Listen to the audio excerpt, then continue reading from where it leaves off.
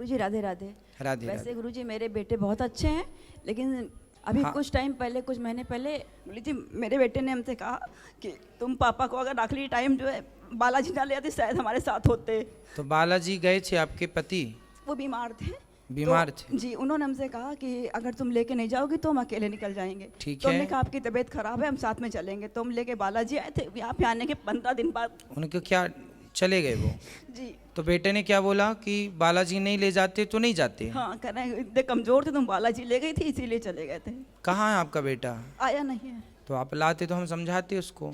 जिसका जितना समय है वो कहीं जाए या ना जाए, समय जितना है उतना ही है, ना उससे एक रत्ती कम है ना एक रत्ती ज़्यादा है। इसलिए बच्चे को ले आना, हम उसको समझा देंगे। ज्यादा वो धार्मिक है भी नहीं गुरुजी।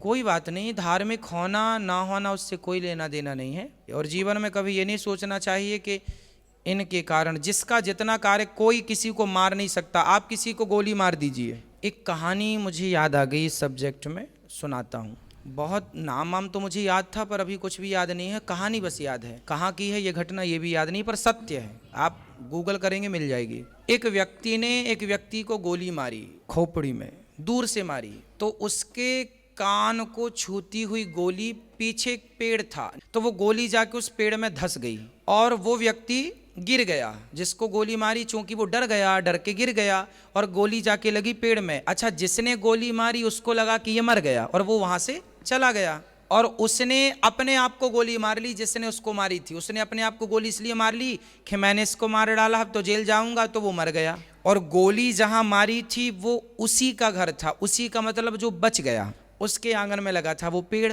जिस पेड़ में गोली धसी हुई थी। इस बात को हो गए 12 साल। 12 साल बाद उस व्यक्ति ने उस पेड़ को कटवाया, और जब कटवाया तो काटने वाले ने कुल्हाड़ी मारी, संयोग से वो कुल्हाड़ी उस गोली में जाके लगी और गोली वहां से निकली, और ये साहब वहीं टहल रहे थे, तो वो गोली इनको लगी और ये स्पॉट पे मर गए। मरना उसी गोली से था, पर 12 साल बाद मरना था, तो देखो वो गोली पहले पेड़ में इंतजार करती रही। कहने का अर्थ ये हुआ, हानि लाभ जीवन मरण ईश्वर के अधीन है। जब तुम्हारी मृत्यु होगी तब ही मरोगे, नहीं गोली भी कोई मार दे।